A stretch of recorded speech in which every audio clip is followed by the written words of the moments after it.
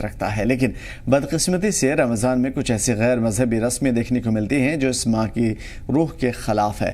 یہ رسمیں صرف رمضان کے عبادتی پہلو کو نہیں بلکہ مہینے کے اصل روح کو بھی متاثر کرتی ہے۔ سب سے پہلے ہم بات کرتے ہیں رمضان میں ہونے والی فضول خریداری کی، فضول خرچی کی۔ رمضان کا مہینہ جہاں ایک طرف روحانیت کا مہینہ ہے، وہیں دوسری طرف بہت سے لوگ افطار یا عید کے لیے غیر ضروری خریداری میں مصروف ہو جاتے ہیں۔ افطار کی میز پر انواع اقسام کے کھانے، مٹھائیاں، مشروبات، ان تمام تر چیزوں سے منع نہیں ہے، لیکن بازاروں میں بھیڑ لگانا اور وقت برباد کرنا یقیناً یہ بے اعتدالی ہے اپنے عمل کے ساتھ اور اپنے علم کے ساتھ، اپنے اس مہینے کے ساتھ۔ اس ماہ کا مقصد اسراف سے بچنا ہے، سادگی اختیار کرنا ہے۔ دوسری اہم غیر مذہبی رسم اسراف یعنی فضول خرچی ہے۔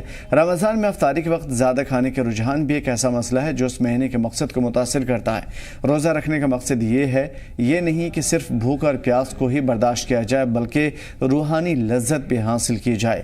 اپنی نفس پر قابو پانا بھی اس کا ایک مقصد ہے، لیکن بہت سے لوگ افطار کے وقت اتنی زیادہ مقدار میں کھانا کھا لیتے ہیں کہ ان کا جسم ان کا متحمل نہیں ہوتا، اسے روحانیت کا جذبہ کم ہو جاتا ہے، عبادات میں من نہیں لگتے، یا پھر افطار کرنے کے بعد پھر دوسری عبادتوں یا فرضیت کی ادائیگی تک نہیں ہو پاتی۔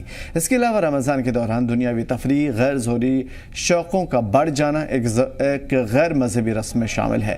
رمضان کے مہینے میں لوگ زیادہ تر وقت ٹی وی پر یا سوشل میڈیا پر وقت دیتے ہیں جہاں وہ بیہودہ مواد بھی دیکھ پاتے ہیں یا فحش پروگرامز میں نہ چاہتے ہوئے شامل ہو جاتے ہیں۔ رمضان کا اصل مقصد اللہ کی عبادت، اپنی روحانیت کو بڑھانا، اپنی زندگی کو بہتر کرنا، لیکن بعض اوقات یہ دنیاوی لذتیں انسان کی روحانیت کو ختم کرنے کی مانند ہوتی ہے۔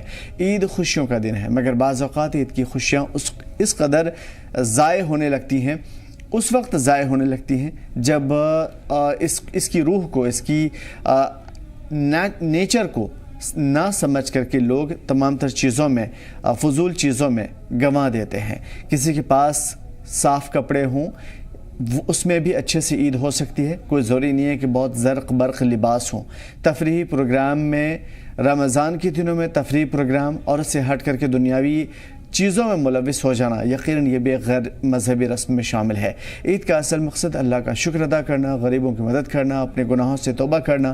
رمضان کے ہر دن ایسے ہی ہیں۔ ایک اور اہم مسئلہ غریبوں کی مدد کرنے کی کمی ہے۔ رمضان کا ایک بنیادی مقصد غریبوں کی مدد کرنا ہے، لیکن بعض اوقات لوگ اپنے اہل و عیال کی افطاری یا عید کی تیاریوں میں اتنے مصروف ہو جاتے ہیں کہ وہ اس مقدس مہینے میں محتاجوں کی مدد کرنے کو نظر انداز کر دیتے ہیں۔ رمضان کا مقصد دنیاوی لذتوں سے دور ہو کر اپنے مال کا کچھ حصہ غریبوں کے لیے خرچ کرنا ہوتا ہے، لیکن یہ غیر مذہبی رسم اور اس سے مقصد سے لوگوں کو ہٹا دیتا ہے، ایمان والوں کو دور کر دیتا ہے۔ زندگی کی ہر سانس قیمتی ہے، کس کی موت کب آنی ہے نہیں معلوم، لیکن اتنا معلوم ہے کہ موت سے پہلے موت کی تیاری کرنی ضروری ہے۔ دیکھیں، میں آپ کو مایوس نہیں کہہ رہا ہوں، لیکن یہ ایک ازلی حقیقت ہے جسے بدلا نہیں جا سکتا۔ وقت اپنے سفر پر رواں دواں ہے اور ہم اس سفر پر ایک بہتی دھارا کی طرح مسافر ہیں۔ اگر ان لمحوں کی قدر کر لی تو پار لگ گئے، نہیں تو ان دھاراؤں میں الجھ کر نام مٹ جائیں گے، بے نام ہو جائیں گے، بھٹک جائیں گے۔ ہو سکتا ہے کہ میرے خیال غلط ہوں یا آپ کی سوچ کے حساب سے مطابقت نہیں رکھتے ہوں، لیکن ایک اسلامک اسکالر بہتر طریقے سے اس بات کی جواب دے پائے گا کہ دین و اسلام اس معاملے میں کیا کہتا ہے، قرآن و حدیث کی روشنی میں ہمیں کیا بتایا گیا ہے۔ اور رمضان میں اپنے زیادہ سے زیادہ وقت عبادات میں، ذکر و اذکار میں گزاریں۔ رمضان کا ہر لمحہ بہت قیمتی ہے، اسے کسی بھی طور سے ضائع نہ ہونے دیں۔ کیا کہتے ہیں اسلامک اسکالرز، سناتے ہیں۔ ماہ رمضان کا اصل مقصد جو ہے، اس میں قرآن پاک نازل ہوا۔ قرآن پاک کی برکت سے ماہ رمضان مبارک کو برکت نصیب ہوئی، اور اس برکت سے ہم لوگ مالا مال ہوتے ہیں انشاءاللہ الرحمن۔ آج مغفرت کا عشرہ چلتا ہے، اللہ تعالیٰ سے دست دعا ہے۔ مغفرت حاصل کرنے کا طریقہ ہے کہ اللہ تعالیٰ کے حضور سر پر سجود ہو جائے، اپنے آقا حضرت رسول اکرم صلی اللہ علیہ وسلم پر بے شمار کثرت سے درود السلام گزارے، دعاؤں کی مجالس کرے، دعاؤں میں بیٹھے، انفرادی طور دعا مانگے، اللہ تعالیٰ سے عزت کرے۔ سحر خصوصاً قرآن مجید نے جو فرمایا ہے کہ وَبِالْأَسْحَارِ هُمْ يَسْتَغْفِرُونَ، سحر کا استغفار یہ اللہ تعالیٰ کو بہت پسند ہے۔ آج تو سب لوگ اٹھتے ہیں، باقی مہینوں کے بجائے آج رمضان مبارک میں سحر کے وقت، اگر سحر کے وقت بندہ इस्तिग़फ़ार करे, अल्लाह ताला से मग़फ़िरत चाहे तो अल्लाह ताला मग़फ़िरत ज़रूर फरमाएगा इंशाअल्लाह रहमान। तो जैसा कि हमने वादा किया था कि हमारे जो भी अल्फाज हैं मुमकिन है कि वो गलत हों, क्योंकि कुरान और हदीस की चीज़ें एक इस्लामिक स्कॉलर बेहतर तरीके से हमें बता सकता है। मौलाना मोहम्मद इशाक साहब हमारे साथ जुड़े हुए हैं, इस्लामिक स्कॉलर हैं और दीन की तमाम तर बारीकियों की हमसे बेहतर तरीके से समझते हैं। आइए उनसे ही जानते हैं। मौलाना मोहम्मद इशाक साहब, सबसे पहले खैर मक़दम करते हैं आपका और ये जानने की कोशिश करते हैं कि इस्लाम और गैर इस्लामी रस्में, इन दोनों में क्या फ़र्क है और ये हमें ईमान से कितना दूर कर देता है या फिर अल्लाह के गज़ब के लिए कितना बड़ा ज़रिया बनता है? बिस्मिल्लाहिर्रहमानिर्रहीम। इस्लाम दीन फितरत है और इस्लाम हमें हमेशा सही ज़िंदगी गुजारने की तलक़ीन करता है और इस्लाम हमें हमेशा उन चीज़ों की तरफ दावत देता है जिसमें सच्चाई हो, अमानतदारी हो, इंसाफ हो, जुल्म से बचने के लिए इस्लाम हमें दावत देता है। ना अपने आप पर जुल्म करें और ना किसी दूसरे पर जुल्म करें। और गैर इस्लामी रस्में जो हैं उनमें ज़्यादातर जुल्म, खौफ, बर्बरियत और वहशत है, माल का इसराफ है। इन तमाम तर चीज़ों से हमने अपने आप को बचाना है और अपने आप को एक नेक सीरत इंसान बनाकर ज़िंदगी गुजारनी है, क्योंकि अल्लाह ने हमें जो पैदा किया है अपनी इबादत के लिए पैदा किया है और खलक़ल इंसान ज़ईफ़ा, इंसानी से एतबार से कमज़ोर है, लेकिन हर मुमकिन कोशिश करनी चाहिए कि वो इस्लाम के मुताबिक अपनी ज़िंदगी गुजारे। आपने कहा कि अपने ऊपर जुल्म ना करे। अपने ऊपर जुल्म ना करने का क्या जुल्म करना और जुल्म ना करने का क्या मतलब है इस्लाम की रोशनी में? किस तरीके से एक आम आदमी, एक मोमिन या फिर एक ईमान वाला, इस्लाम को मानने वाला अपने ऊपर जुल्म करता है, ख़ास तौर पर रमज़ान के इन अय्याम में? देखिए, कुरान करीम में आया कि वमा खलक़तुल जिन्न वल इंसा इल्ला लियअबुदून, कि मैंने इंसानों और जिन्नों को अपनी इबादत के लिए पैदा किया। तो इंसान अपने आप पर कैसे जुल्म करता है कि रमज़ानुल मुबारक का बाबरकत महीना है, अज़मत वाला महीना है और इस महीने में शरीयत हमें जिस चीज़ का हुक्म देती है, अगर हम वो चीज़ कर रहे हैं, अपना रहे हैं, तो हम यानी कि कामयाबी की तरफ जा रहे हैं। और अगर उन चीज़ों की हमारे यहाँ कदर नहीं है या उन चीज़ों का हम अपनाते नहीं हैं, तो समझिए कि हम अपने आप पर जुल्म कर रहे हैं। शरीयत ने हमें हुक्म दिया कि आपने वक्त का ख्याल रखना है, सुबह सहर के वक्त सहरी खानी है और दिन भर अल्लाह की इबादत करनी है और खाने पीने से और दीगर चीज़ों से इज्तिनाब करना है। इफ्तार के वक्त आपने इफ्तार करके अल्लाह को राज़ी करना है। अगर कोई इंसान सहरी ना खाए, रोज़ा ना रखे और जिन चीज़ों से शरीयत ने रोका उनसे ना रुके और ये सारी चीज़ें करे, तो इसने अपने आप पर जुल्म किया। इस एतबार से जुल्म किया कि ये एक घाटे की तरफ जा रहा है, कि ये अपने आप को खसारे की तरफ ले जा रहा है। वल अस्र, कसम है ज़माने की, इन्नल इंसान लफ़ी खुस्र, इंसान खसारे में है, इल्लल लज़ीना आमनु व आमिलु सालिहात, जो ईमान ले आया और नेक अमाल किया। अगर इंसान ईमान ले आया और नेक अमाल नहीं किए तो ये इंसान घाटे में है, ये खसारे में है, ये अपने आप पर जुल्म कर रहा है। तो इन चीज़ों से हमें अपने आप को बचाना चाहिए और इस्लाम की रोशनी में हमने अपनी ज़िंदगी को संवारना है और लेकर चलना है। बड़ी बात है। और इंसान के लिए जो वक्त है जिसके बारे में कहा गया है कि ये दुनिया एक इम्तिहान गाह के तौर पर है, जैसे 2 घंटे 3 घंटे आमतौर पे इम्तिहान के लिए वक्त दिया जाता है, एंट्रेंस के लिए या एग्ज़ाम के लिए, और फिर उसके बाद उसने जो भी उसमें कुछ किया होता है 2-3 घंटे के अंदर, उसी के ऊपर उसका आउटपुट मिलता है, उसका रिज़ल्ट, उसके नताइज मिलते हैं। तो वक्त क्या है और इस दुनिया से कैसे उससे रिलेट करके इस्लाम देखता है? बेशक वक्त अल्लाह की नियामतों में से एक अजीम और अहम नियामत है और वक्त कई तरह से तकसीम होता है। कभी हम इस वक्त को सेकंड कहते हैं, कभी मिनट कहते हैं, कभी घंटा कहते हैं, कभी इसी वक्त को हम दिन और रात के नाम से पुकारते हैं, कभी इसी वक्त को हम हफ्तों और महीनों के नाम से पुकारते हैं, कभी इसी वक्त को हम माजी, हाल और मुस्तकबिल के नाम से पुकारते हैं। और वक्त जो है قرآن کریم میں آیا کہ وَمِنْ آیَاتِهِ اللَّيْلُ وَالنَّهَارُ وَالشَّمْسُ وَالْقَمْرُ کہ اللہ تعالیٰ کی نشانیوں میں سے دن اور رات، سورج اور یہ چاند ہے. یہ وہ چیزیں ہیں جو اللہ کی نشانیوں میں سے ہے. وقت اللہ کی بہت بڑی نعمت ہے، اسی لیے اللہ تعالیٰ ہر چھوٹی چیز کی قسم نہیں کھاتے ہیں بلکہ اہم اور اچھی چیز کی قسم کھاتے ہیں. قرآن میں جا بجا وقت کی قسم کھائی گئی ہے، جیسے والعصر قسم ہے زمانے کی، والفجر قسم ہے فجر کے وقت کی، ولیال عشر اور 10 راتوں کی، والضحی واللیل اذا سجا دن کے بارے میں، رات کے بارے میں قسم کھائی. اسی طریقے سے اللہ کے نبی صلی اللہ علیہ وسلم نے فرمایا نعمتان مغبوبون فیہما کثیر من الناس الصحۃ والفراغ. 2 نعمتیں ایسی ہیں جن میں لوگ اکثر گھاٹے میں ہیں. ایک نعمت وہ ہے یعنی وقت، اور دوسری نعمت فراغت یعنی فارغ وقت. ان 2 میں اکثر لوگ گھاٹے میں ہیں. تو وقت اللہ تعالیٰ کی اہم ترین نعمت ہے، اس کی قدر کرنی چاہیے. وقت گزر جاتا ہے اور جس نے وقت کی قدر کی وہ کامیاب ہے، جس نے وقت کی قدر نہیں کی وہ ناکام ہوتا ہے. اور اس حدیث کے زمرے میں اللہ کے نبی صلی اللہ علیہ وسلم نے جو فرمایا کہ یہ 2 نعمتیں ایسی ہیں جس میں لوگ گھاٹے میں ہیں، ایک یعنی وقت اور دوسری تندرستی اور فراغت. اس کو ہم نے استعمال کرنا ہے کہ ہمارا وقت صحیح استعمال ہو.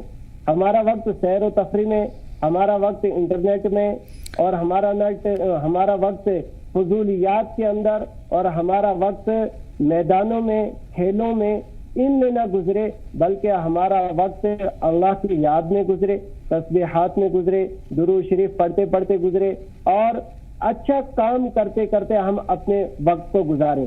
اسی لیے اللہ کے نبی صلی اللہ علیہ وسلم نے ایک موقع پر فرمایا اغتنم خمسن قبل خمسن، 5 چیزوں کو 5 چیزوں سے پہلے غنیمت جانو.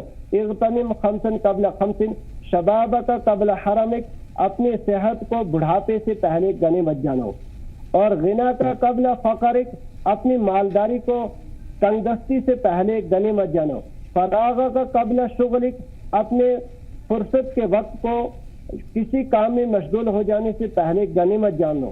اور حیات کا قبل موتک، اپنی زندگی کو موت آنے سے پہلے غنیمت جان لو. تو یہ جو فراغ کا قبل شغلک ہے یعنی کہ اپنا فارغ وقت جو ہے اس کو غنیمت جانو قبل شغلک، کہ تم کسی کام میں مشغول ہو جاؤ. اگر انسان وقت کی قدر نہیں کرتا، وقت ضائع کر دیتا ہے، جیسے دن بھر موبائل پر بیٹھا رہا، بیکار بیٹھا رہا، سویا رہا، کوئی اس نے اچھا کام نہیں کیا، اس نے اپنی زندگی کے بارے میں کچھ نہیں سوچا، اس نے اپنے اعمال کے بارے میں کچھ نہیں سوچا، اور یہ غفلت کی زندگی گزاری، تو جب یہ وقت گزر جائے گا اس کے بعد یہ پچھتائے گا، اور وہ پچھتاوا کسی کام کا نہیں ہوگا. تو اس لیے اللہ کے نبی صلی اللہ علیہ وسلم نے فرمایا کہ اپنے وقت کو غنیمت جانو، اور ہمیں وقت کی قدر کرنی چاہیے. جن لوگوں نے وقت کی قدر کی وہ دنیا میں بھی کامیاب ہوئے اور آخرت میں بھی کامیاب ہوئے، اور جنہوں نے وقت کی ناقدری کی وہ دنیا میں بھی پچھتاتے ہیں اور آخرت میں تو ہے ہی پچھتاوا. اس لیے ہمیں چاہیے کہ ہم اپنے وقت کی قدر کریں. کل بہت ہی خوبصورت بات کہی آپ نے. مولانا محمد اشاق صاحب، میں آپ سے یہ بھی سمجھنے کی کوشش کروں گا، بہت سارے لوگ کہتے ہیں کہ وقت جو ہے اس کی قدر کرنا ضروری ہے. اسلام کے اندر جو چیزیں بتائی گئی ہے، ظاہر ہے کہ اللہ کے رسول صلی اللہ علیہ وسلم نے اور ان کی زندگی میں وہی ساری چیزیں عمل پذیر ہوئی ہوں گی. صحابہ کا کیا عمل رہا، حضور صلی اللہ علیہ وسلم کا کیا عمل رہا، وقت کی قدر انہوں نے کیسے کی، اور اسلام کے طور طریقے پر کس طریقے سے اپنی زندگی گزاری، خاص طور پہ رمضان کے ان دنوں میں. بالکل، رمضان کے دنوں میں جیسے کہ احادیث میں آتا ہے کہ اللہ کے نبی صلی اللہ علیہ وسلم عام دنوں میں بھی کثرت سے عبادت کرتے تھے، لیکن رمضان میں اس عبادت میں اضافہ ہو جاتا تھا. اور کتنا اضافہ ہوتا تھا کہ حضرت عائشہ صدیقہ رضی اللہ تعالی عنہ فرماتے ہیں کہ حضور صلی اللہ علیہ وسلم پھر آخری عشرے میں بستر پر بھی آنا یعنی آپ صلی اللہ علیہ وسلم نہیں آتے تھے، اور اپنے کمر کو باندھ لیتے تھے اور زیادہ عبادت میں مشغول ہو جاتے تھے. تو وقت جو ہے اللہ کے نبی صلی اللہ علیہ وسلم نے لمحہ لمحہ اپنے وقت کی قدر کی، اور اسی لیے تو 23 عرصے میں قرآن جو نازل ہوا اور 63 سال کی عمر میں پوری دنیا کے اندر اسلام جو پھیلا، اس کی ایک وجہ وقت کی قدر ہے. 63 سال کی عمر قلیل عمر ہے، بہت کم وقت ملا، لیکن اس کے اندر اتنا زیادہ کام کیا اور اتنا اسلام پھیلا، یہ وقت کی قدر کا ایک ثمر ہے۔ صحابہ کرام رضوان اللہ تعالی علیہم اجمعین نے بھی اپنے وقت کو یعنی استعمال کیا اور صحیح استعمال کیا۔ وقت استعمال ہوتا ہے، بعض مرتبہ انسان اپنے وقت کو استعمال کرتا ہے لیکن غلط استعمال ہوتا ہے، اور صحابہ نے جو اپنے وقت کو استعمال کیا دین اسلام کے لیے استعمال کیا، اپنا مال، اپنا جان، اپنا وقت اسلام کے لیے صرف کیا۔ جہاں وقت ملا وہاں عبادت کر لی، جس جگہ پر پڑاؤ پڑا وہیں پر جا کر اللہ کی عبادت کی، جو اس وقت کا منشا تھا یا تقاضا تھا اس کو پورا کیا۔ شریعت اسلام کا جتنے تقاضے آئے ان کو وقت کے یعنی روح سے صحابہ کرام نے پورا کیا۔ بہت ہی خوبصورت بات کہی ہے آپ نے۔ بہت سارے لوگوں کا یہ خیال ہے، عام طور پہ یہ سوال بھی آتے ہیں کہ آج کل بیویوں کا ایک سوال بہت زیادہ ہے۔ خواتین پوچھ رہی ہیں کہ ان کا وقت نہیں لگتا، وہ اپنے شوہروں سے لڑ نہیں پا رہی ہیں رمضان کے ایام میں، تو کیا کچھ راحت ہے؟ کچھ لڑائی وغیرہ جو عام طور پہ ہوتی ہیں، نوک جھونک، کیا اسلام کے اندر اس طرح کی چیزیں ہیں جس سے نوک جھونک کی جا سکتی ہے؟ نہیں، اسلام تو ہمیشہ امن کا درس دیتا ہے، شانتی کا درس دیتا ہے اور اخلاق کا درس دیتا ہے۔ آپ دیکھیے اللہ کے نبی صلی اللہ علیہ وسلم کی سیرت طیبہ میں حضرت عائشہ صدیقہ رضی اللہ تعالی عنہا جس گلاس سے پانی نوش فرماتی ہیں، حضور صلی اللہ علیہ وسلم بھی اسی جگہ سے پانی پیتے ہیں، اور یہ سبق دیتے ہیں امت کو کہ اپنی بیویوں کے ساتھ اچھا رویہ اختیار کرنا چاہیے، اور وقت کیسے استعمال ہوگا اس کے لیے باہمی مشاورت ہوگی۔ میاں بیوی آپس میں مشورہ کریں کہ ہمارا وقت صحیح کیسے استعمال ہوگا۔ اکثر ہماری مائیں بہنیں جو ہیں اپنا وقت ضائع کیسے کرتی ہیں؟ آج کل کے دور میں موبائل لے کر موبائل پر بیٹھ کر وقت ضائع کیا جاتا ہے، موبائل دیکھتے دیکھتے ڈرامہ، سیریل اور کوئی چیز دیکھتے دیکھتے وقت ضائع ہوتا ہے، اور شوہر نے جو ذمہ داری دی ہوتی ہے وہ پوری نہیں ہوتی، تو ان کے آپس میں انبن ہو جاتی ہے۔ لیکن اللہ کے نبی صلی اللہ علیہ وسلم نے فرمایا کہ مرد کو مرد کی حیثیت دکھانی چاہیے۔ اگر کبھی عورت سے اونچ نیچ ہو بھی جائے، کوئی غفلت ہو بھی جائے، تو قرآن نے کہا الرجال قوامون علی النساء، کہ مرد جو ہے یہ عورتوں کی بنسبت قوی ہے، بردبار ہے، ان کے اندر حلم ہے، ان کے اندر برداشت کا مادہ زیادہ ہے، ان کو برداشت کرنا چاہیے اور مشاورت کے ساتھ اچھے طریقے سے، احسن طریقے سے اپنے گھر کو چلانا چاہیے اور اپنے وقت کو استعمال کرنا چاہیے۔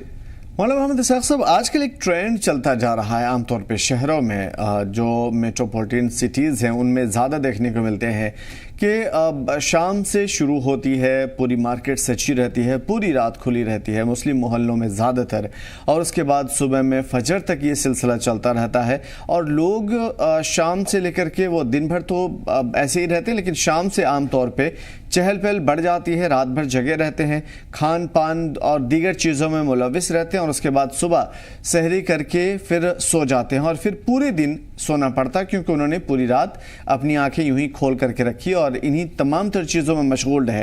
تو ٹرینڈ یہ ہے کہ رات بھر جگنا اور دن بھر سونا، جس کی وجہ سے ان کا روزہ ان کو پتہ بھی نہیں چلتا، اور رات بھر ان کی جو بھی ان کی اپنے شوق ہیں، اپنے مسئلے ہیں، وہ پورے بھی ہو جاتے ہیں۔ تو اسلام کی روح سے کیسا ہے، کیسے اسے کیا کہتا ہے اسلام اس کے بارے میں، اور ایک اسلامک اسکالر کیا مشورہ دینا چاہے گا ان تمام مسئلوں پر؟ دیکھیے، دین اسلام دین فطرت ہے۔ اللہ تعالیٰ نے رات کو سونے کے لیے بنایا ہے اور دن کو کمانے کے لیے بنایا ہے، اور اکثر ہمارے یہ نوجوان جیسے آپ نے بتایا کہ افطار سے لے کر سحری تک کھانے پینے میں، بازار میں، ان چیزوں میں گماتے ہیں، یہ جہالت کی انتہا ہے۔ اس سے بچنا چاہیے کہ اللہ تعالیٰ نے رات کو آرام کے لیے بنایا۔ افطار جو کرنا ہے نا، افطار کا اصل مقصد ہے کہ آپ نے دن بھر روزہ رکھا، آپ دعا کیجئے اور افطار میں پیٹ بھر کر نہ کھائیے۔ پیٹ بھر کر کھانے سے کیا ہوگا کہ غفلت طاری ہوگی، سستی طاری ہوگی، کاہلت آئے گی، اور جس نے پیٹ بھر کر کھا لیا نا، اس کو عبادت میں مزہ نہیں آتا ہے۔ دوسرا نقصان یہ ہے کہ جب پیٹ بھر کر کھا لیا تو اب ان کا دل تراویح کی طرف، نماز کی طرف نہیں لگے گا، اور یہ چاہیں گے کہ یہ بازار میں گھومے۔ تو رات کو بازار میں گھومنا اپنے وقت کا ضیاع ہے، اپنے وقت کا نقصان ہے، اور اس کے بارے میں کل پوچھ ہوگی۔ جو وقت آپ کو اللہ تعالیٰ نے آرام کے لیے دیا ہے، وہی وقت آپ نقصان میں اور ضیاع میں اور گھومنے میں خرچ کر رہے ہیں، کل اس کے بارے میں پوچھ ہوگی اور حشر میں اس کا خسارہ جو ہے وہ اٹھانا پڑے گا۔ سحری کھا کر دن بھر سو جانا، اس سے تو آپ کے دو نقصان ہوتے ہیں۔ رات بھر جاگنا آپ کی صحت کو متاثر کرتا ہے اور دن بھر سونا آپ کی مالداری کو متاثر کرتا ہے۔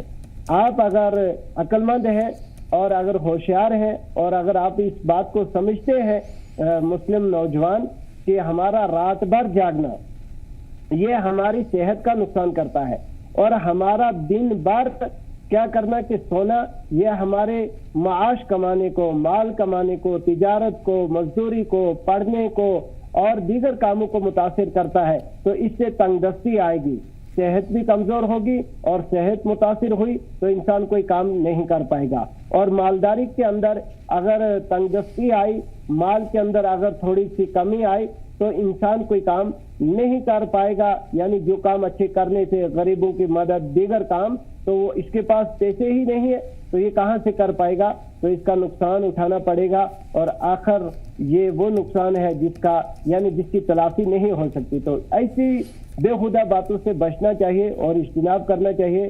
رات اللہ کی نعمت ہے آرام کے لیے اور دن اللہ کی نعمت ہے کمانے کے لیے۔ بہت ہی خوبصورت بات۔ عبادتوں میں لذت کا کیا مطلب ہے؟ بہت سارے لوگوں کی یہ شکایت رہتی ہے کہ ان کو عبادت میں مزہ نہیں آتا یا پھر وہ زبان پہ اس لفظ کو نہیں لانا چاہتے، لیکن اوور آل ان کے کہنے کا مطلب یہی ہوتا ہے کہ جب وہ عبادت کرتے ہیں انہیں بوریت سی فیل ہوتی ہے یا پھر ایک بوجھل سا محسوس ہوتا ہے۔ عبادت میں وہ لذت لانا چاہتے ہیں لیکن وہ لا نہیں پاتے، اور کیا اسلام میں کوئی ایسا طریقہ ہے جو عبادت کا لذت اسے محسوس ہو، اللہ کی قربت کا اسے احساس ہو؟ اس کے لیے دو چیزیں ہیں۔ یہ جو بوریت محسوس کر رہے ہیں اور اس کے باوجود بھی عبادت کر رہے ہیں تو سمجھو کہ اللہ کی توجہ ان پر ہے۔ ایک انسان کا دل نہیں چاہتا کہ وہ عبادت کرے لیکن اس کے باوجود وہ کر رہا ہے، یہ قربت کا ذریعہ ہے۔ دوسری چیز کہ عبادت میں مزہ لانے کے لیے اور عبادت میں سکون حاصل کرنے کے لیے کثرت سے عبادت کرنی پڑے گی۔ اسی لیے اللہ کے نبی صلی اللہ علیہ وسلم نے ارشاد فرمایا رمضان میں 4 چیزوں کی کثرت کرو اور ان میں سے ایک چیز ہے لا الہ الا اللہ۔ جو انسان کثرت کے ساتھ لا الہ الا اللہ لا الہ الا اللہ پڑھے گا، نوافل کثرت سے پڑھے گا اور اس چیز کا ذہن بنائے گا کہ میرا اللہ مجھے دیکھ رہا ہے اور میں اللہ کو دیکھ رہا ہوں۔ یہ بڑی چیز ہے کہ جو بندہ یہ سمجھے کہ میں اللہ کو دیکھ رہا ہوں اور اللہ مجھے دیکھ رہا ہے، اب اس سے سستی نہیں ہوگی۔ جیسے میں ایک مثال دیتا ہوں کہ جب ہمارے یہاں کسی جگہ ہم جائیں اور وہاں CCTV کیمرے لگے ہوں اور کسی انسان کا دل چاہے کہ وہ وہاں چوری کرے، لیکن اسے پتہ چل گیا کہ یہاں CCTV کیمرہ لگا ہوا ہے، اگر میں نے چوری کی یا میں نے کوئی برا کام کیا تو میں پکڑا جاؤں گا، تو وہ اس کیمرے کے ڈر کی وجہ سے اس کام کو نہیں کرتا۔ تو ایک مومن جب اپنا یہ خیال کرنے گا کہ ہر حال میں اللہ مجھے دیکھ رہا ہے اور میں اللہ کے سامنے ہوں، تو پھر عبادت میں زیادہ مزہ آئے گا۔ اس کے لیے اس کو اس چیز کا انتظار لانا ہوگا کہ میں اللہ کا بندہ ہوں، اللہ مجھے ہر حال میں دیکھ رہا ہے۔ اور اتقوا اللہ حیث ما کنت، جہاں کہیں رہو اللہ سے ڈرو۔ تو یہ چیزیں جب ہمارے اندر آ جائیں گی تو پھر عبادت میں مزہ آئے گا۔ اور دوسری بات ہے کہ کثرت سے نوافل پڑھی جائے، یعنی نفل کی کثرت کی جائے اور اس میں دھیان جمانا ہے کہ میں اللہ کو دیکھ رہا ہوں، اللہ مجھے دیکھ رہا ہے۔ تو کثرت کے ساتھ، دھیان کے ساتھ، یقین کے ساتھ عبادت کرنے سے عبادت میں مزہ آئے گا۔ بہت ہی خوبصورت بات کہی آپ نے اور بہت ہی شاندار چیزیں آپ نے بتائی، لیکن ساتھ میں بیچ میں میں لوگوں کے کوشچنز بھی لے رہا ہوں جو میں آن لائن ہم سے مل پا رہے ہیں یا آپ سے پوچھنا چاہتے ہیں۔ کچھ لوگوں کا خیال یہ ہے کہ جیسے اللہ کی رضا، اللہ کی نظر و کرم ہم پر ہے یا نہیں ہے، ہمیں کیسے پتہ چلے گا؟ ہمارا رب ہم سے ناراض ہے، ہم سے خوش ہے، یہ ہم سے کیسے پتہ چلے گا؟ اور اگر اللہ کو راضی کرنا ہو تو ایک انسان کیا کرے؟ بہت اچھی بات آپ نے فرمائی کہ اللہ ہم سے راضی ہے یا ناراض ہے۔ بہرحال اس کے لیے تجربے کے طور پر یہ کہا جا سکتا ہے یا کہ اقوال سلف صالحین کے جو اقوال ہیں ان کی روشنی میں یہ کہا جا سکتا ہے کہ جس بندے سے اللہ راضی ہوتا ہے اس کو عبادت کرنے کی توفیق دیتا ہے۔ مثلا اگر کسی انسان نے اللہ کہا اور پھر دوبارہ اللہ کہا تو اس کا مطلب ہے کہ اللہ اس سے راضی ہے، اسی لیے دوسری مرتبہ اس کی زبان سے اللہ نکلا۔ اور اگر کسی انسان نے کوئی عبادت کی، نیک کام کیا، اچھا کام کیا اور دوبارہ پھر وہی اچھا کام کر لیا یا کوئی اچھا کام کر لیا تو اس کا مطلب یہ ہے کہ اللہ اس سے راضی ہے، اسی لیے اس کو توفیق دی گئی اور یہ دوسرا کام جو ہے یہ کر رہا ہے۔ اسی طریقے سے آگے ہم نے اللہ کو راضی کرنا ہے تو اس میں یہ نہیں دیکھنا ہے کہ اللہ ہم سے راضی ہے یا نہیں۔ اور اللہ کی ناراضگی کا جو آپ نے بتایا، اللہ ناراض کب ہوتے ہیں؟ جب بندہ اللہ کی عبادت نہیں کرتا۔ اور اللہ ناراض کب ہوتا ہے؟ جب بندہ شریعت کو چھوڑ دیتا ہے، قرآن کے حکم کو چھوڑ دیتا ہے، محمد رسول اللہ صلی اللہ علیہ وسلم کے طریقوں کو چھوڑ دیتا ہے، یعنی شریعت کے جتنے بھی احکامات ہیں ان کو چھوڑ دیتا ہے تو اللہ ناراض ہوتا ہے۔ بہت ہی خوبصورت بات کہی آپ نے۔ اور یہ بھی ابھی بیچ میں ایک سوال یہ آ رہا تھا، حالانکہ انہوں نے چند جو الفاظ لکھے ہیں اس کا مطلب شاید بہت لمبا ہے، لیکن ان شارٹ میں آپ سے یہ پوچھنا چاہ رہا ہوں اس سوال کو شارٹ کر کے۔ ان کا یہ کہنا ہے کہ زندگی میں بہت سارے گناہ ہو گئے، لیکن یہ پتہ نہیں ہے کہ موت کب آنی ہے یا ہمارے پاس وقت کتنا ہے، اور کیا اتنے لمبے سمے سے چلی آ رہے 30-40-50 سال سے چلے آ رہے گناہوں کو چند سال میں یا چند مہینے میں دور کرنا شاید ان کے لیے پاسبل نہیں ہے۔ کیا اسلام کو ایسا طریقہ بتاتا ہے کہ مدتوں سے چلے آ رہے گناہوں کو اللہ تبارک و تعالیٰ کی معافی مل جائے اور اللہ تعالیٰ کی رضا مل جائے؟ ہاں، ایسا بالکل ہے۔ قرآن میں آیا کہ اے میرے بندے لا تقنطوا من رحمت اللہ، میری رحمت سے نا امید نہ ہو۔ اور احادیث میں آیا کہ اگر ایک انسان گناہوں کا سمندر لے کر آئے، سمندر کی جھاگ کے برابر اس کے گناہ ہیں، اور وہ اللہ سے آ کر یقین کے ساتھ، صدق کے دل کے ساتھ آ کر وہ توبہ کرے اور یہ کہہ دے یا اللہ میری توبہ، میں آئندہ یہ گناہ نہیں کروں گا، تو اللہ تعالیٰ اس کے یہ سارے گناہ معاف کر دیتے ہیں اور اس کے یہ یعنی گناہوں کا جو رجسٹر ہے اس دفتر ہی کو ختم کر دیتے ہیں۔ اور ایک حدیث میں حضرت عمر رضی اللہ تعالیٰ نے فرماتے ہیں کہ جو بندہ اللہ کے خوف کی وجہ سے اللہ سے ڈرتا ہے اور روتا ہے اور مانگتا ہے اللہ سے، اس کا جہنم میں جانا ایسا ہی ہے جیسے کہ گائے یا بھینس یا بکری کے تھنوں سے دودھ نکالنا اور اس دودھ کو واپس تھنوں میں چڑھانا۔ دودھ نکل تو آئے گا لیکن واپس چڑھنا مشکل ہے۔ اسی طریقے سے جو سچے دل کے ساتھ توبہ کر لیتا ہے اللہ تعالیٰ اس کے گناہوں کو معاف کر دیتا ہے۔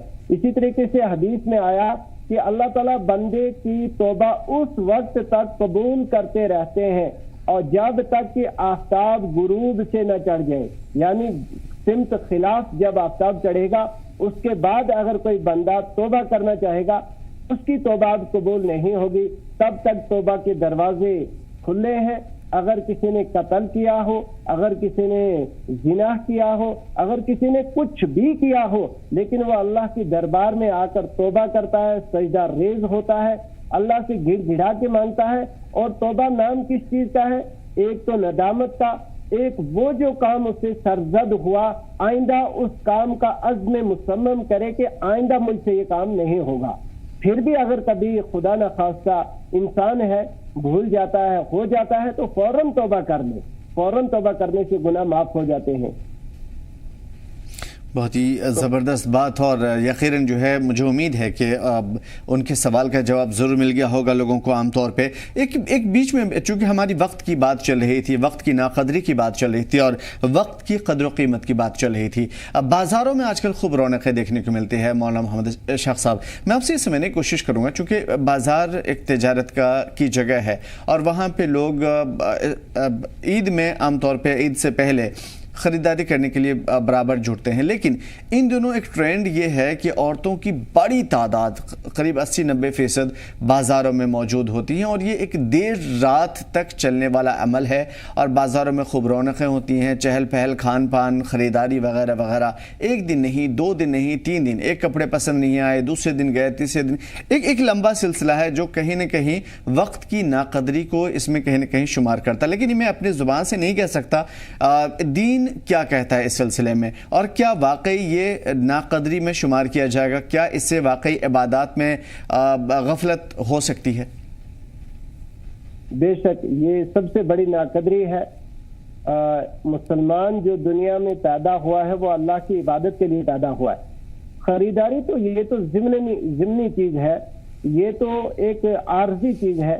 اصل مقصد جو ہے وہ عبادت ہے، اور جو ہماری مستورات بازار کا رخ کرتے ہیں اور خود بازار جاتے ہیں اور خود کپڑے خریدتے ہیں، تو ان کا من جو ہے نا وہ عجیب و غریب ہے۔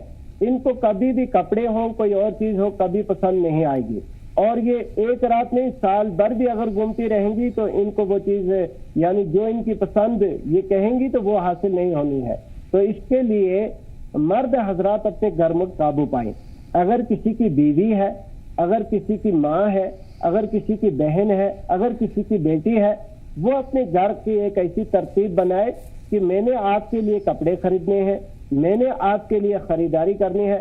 اسلام کا تو حسن ہی یہ ہے کہ اسلام نے عورت کو ان تمام چیزوں سے یعنی بالکل پاک اور صاف رکھا ہے۔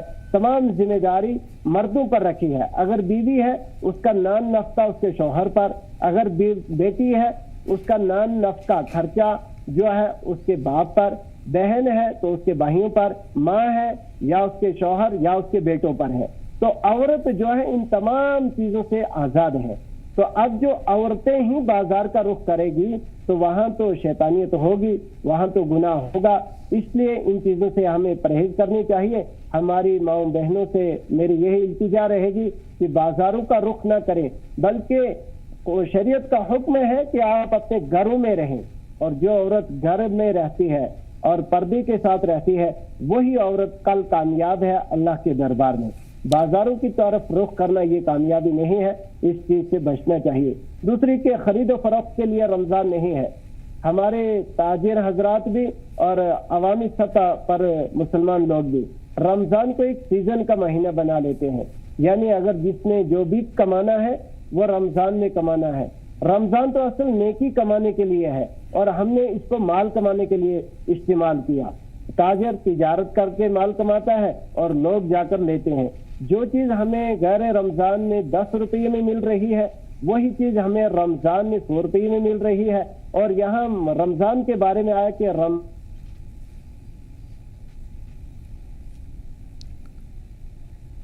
درس دیتا ہے، لیکن ہمارے تاجر بھائی اس میں مال حاصل کرنے کی کوشش کرتے ہیں۔ عوام اپنے مال کو بیجا صرف کرنے کی کوشش کرتا ہے، اور فضول خرچی کرنے والا شریعت کی روشنی میں شیطان کا بھائی ہے۔ ہمیں ان چیزوں سے بچنا چاہیے۔ بالکل، بہت ہی خوبصورت بات کہی آپ نے۔ اور وہ ایک چیزیں جو عام طور پہ یہ سمجھا جاتا ہے کہ وقت عام طور پہ یہ بتایا جاتا ہے، اور یہ حقیقت بھی ہے، نیچر کا دستور ہے کہ وقت کس کے پاس کتنا ہے یہ نہیں معلوم، لیکن عام طور پہ ذہن میں یہ ہوتا ہے کہ نوجوان ہیں، مضبوط ہیں، ہٹے کٹے ہیں، تو ابھی شاید بہت وقت ہے۔ اسلام نے عبادتوں کے تعلق سے کیا کچھ کہا ہے، خاص طور پہ نوجوانی کی عبادت، جوانی کی عبادت، بچوں کی عبادت، بڑوں کی عبادت، ان تمام تر چیزوں کے حوالے سے، کیونکہ ہر عمر کی عبادت الگ الگ ہوتی ہے، ہر عمر کی عبادت کا جذبہ الگ الگ ہوتا ہے، تو اسلام ان تمام تر چیزوں کے حوالے سے کیا کہہ رہا؟ اور سب سے بڑی بات کہ چونکہ موت کا وقت کسی کو نہیں معلوم، بہت سارے لوگ نوجوانی کی عمر میں چلے جاتے ہیں، جوانی کی عمر میں دہلیز پہ قدم رکھتے ہیں اور ان کی موت ہو جاتی ہے، بہت سارے لوگ 100 سال تک زندہ رہتے ہیں۔ تو اللہ تبارک و تعالیٰ کی رضا کے لیے کیا وقت درکار ہوتی ہے؟ کیسے اللہ تبارک و تعالیٰ کو راضی کر کے چلیں کہ بڑی عمر ہونے کا انتظار نہ ہو کہ بڑھاپے میں عبادت کر لیں گے، یا پھر ایک وقت آئے گا تو دیکھا جائے گا؟ بہت اچھی بات۔ جو بچے ہیں ان کی عبادت جو ہوتی ہے یہ تربیتی اعتبار سے ہوتی ہے، ابھی ان کی عبادت سیکھنے کے اعتبار سے ہوتی ہے، اور بڑھاپے کی عبادت جو ہے یہ کمزوری کے اعتبار سے ہوتی ہے۔ جوانی کی عبادت اصل عبادت ہے۔ اسی لیے ایک حدیث میں آتا ہے کہ 7 اشخاص وہ ہیں جو کل رحمت کے عرش میں اللہ کی رحمت کے سائے میں ہوں گے حشر میں۔ ان میں سے ایک وہ نوجوان ہے جس نے اپنی جوانی میں اللہ کی عبادت کی، اور نوجوان سے مراد یہاں صرف مرد نہیں عورت بھی ہے، یعنی وہ نوجوان جنہوں نے اپنے شباب کو، اپنی جوانی کو عبادت میں لگایا۔ اور اسی لیے شریعت کی روح سے اس چیز کا تقاضا ہے کہ جو انسان جوانی میں عبادت کرتا ہے، مطلب جوانی میں وہ زیادہ ایک تو فرض نماز جو ہے وہ پڑھی، اس کے ساتھ ساتھ نوافل بھی کثرت کے ساتھ پڑھتا ہے، لیکن بڑھاپے میں پہنچ کر وہ انسان کمزور ہو گیا، نڈھال ہو گیا، اب اس کی وہ سخت نہیں ہے، اب وہ ساری چیزیں انجام نہیں دے رہا ہے، تو بغیر کیے بھی اللہ تعالیٰ اس کو یہ جو جوانی میں عبادت کی ہے اس کا وہاں اجر دیں گے۔ تو جوانی کا ایک اہم رول ہے، تو ہمیں اپنی جوانی کو صحیح استعمال کرنا چاہیے اور عبادت میں گزارنا چاہیے۔ اپنی جوانی کا صحیح استعمال کریں۔ میں نے پہلے بھی حدیث عرض کی تھی کہ شبابک قبل حرمک، اپنی جوانی کو غنیمت جانو اس سے پہلے کہ بڑھاپا آ جائے۔ تو بڑھاپے میں انسان کمزور ہو جاتا ہے، جو عبادت جوانی میں کر سکتا تھا نہیں کر پائے گا بڑھاپے میں، اس لیے جوانی میں عبادت کریں، اپنے فرائض کی پابندی کریں، اپنی جوانی کی حفاظت کریں، اپنی آنکھوں کی حفاظت کریں، اپنے ماں باپ کی خدمت کریں اور اپنے ماتحتوں کے ساتھ اچھا سلوک کریں اور اپنے محلے میں اپنے علاقے میں ایک اچھا انسان بن کر زندگی گزارنے کی کوشش کریں۔ عام طور پہ اپنے رب کو ڈھونڈنے کا ہر ایک کو ایک شوق ہوتا ہے۔ ایک شخص کا سوال یہ ہے کہ بلکہ خاتون کا سوال یہ ہے کہ وہ اپنے رب کو ڈھونڈنا چاہتی ہیں، حالانکہ وہ ایمان پہ ہیں، کلمہ پڑھتی ہیں، تمام تر چیزیں کرتی ہیں اور روزے نماز فرائض کی ادائیگی کرتے ہیں، لیکن اس کے ساتھ ساتھ وہ اپنے رب کو دیکھنا چاہتی ہیں، محسوس کرنا چاہتی ہیں اور اپنے رب سے ملنا چاہتی ہیں، اسے ڈھونڈنا چاہتی ہیں۔ تو کیا اسلام اس چیز کی ممانعت کرتا ہے کہ اس طرح کی چیزیں یا اس طرح کی سوچ نہ رکھی جائے، یا اس سے اسلام میں کوئی وے ہے، کوئی راستہ ہے جس کے ذریعے کہ انسان اپنے رب تک پہنچ سکتا ہے؟ ہاں، بہت اچھی بات ہے۔ مشکات شریف کی حدیث میں آتا ہے احسان کیا ہے۔ جبریل امین علیہ السلام نے جب وہ سوال کیے تھے تو اللہ کے نبی صلی اللہ علیہ وسلم نے فرمایا کہ احسان یہ ہے کہ تو اس طریقے سے عبادت کر گویا تو اللہ کو دیکھ رہا ہے اور اللہ تجھے دیکھ رہا ہے۔ یہ دوسرا درجہ ہے۔ پہلا درجہ ہے کہ تو عبادت اس طریقے سے کر کہ تو اللہ کو دیکھ رہا ہے، تو اس کا مطلب ہے کہ عبادت کثرت کے ساتھ کرنی ہے، اور جو انسان کثرت سے عبادت کرے گا تو ضرور انشاءاللہ امید ہے اللہ کے دربار میں کہ وہ ضرور اپنے رب کی ملاقات کرے گا اور وہ اپنے رب کا جنت میں دیدار کرے گا۔ کثرت سے عبادت کرنی ہوگی۔ بالکل، یعنی کثرت سے عبادت کرنے کے بعد اللہ تبارک و تعالیٰ تمام تر چیزوں میں، زندگی کے ہر اوراق میں اور زندگی کے بعد آخرت میں نامہ اعمال میں اگر وہ تمام تر چیزیں ہوتی ہیں تو اللہ تبارک و تعالیٰ کا دیدار بھی نصیب ہوگا۔ بہت شکریہ تمام تر بہترین بات چیت کے لیے مولانا محمد اسحاق صاحب، اور تمام تر دین کی وہ تمام تر باریکیاں ہم تک پہنچانے کے لیے جو لوگوں کے لیے جاننا ضروری ہے، اور امید ہے کہ اس سے لوگوں کو بہت ساری باتیں سیکھنے کو ملی ہوں گی، بہت ساری باتیں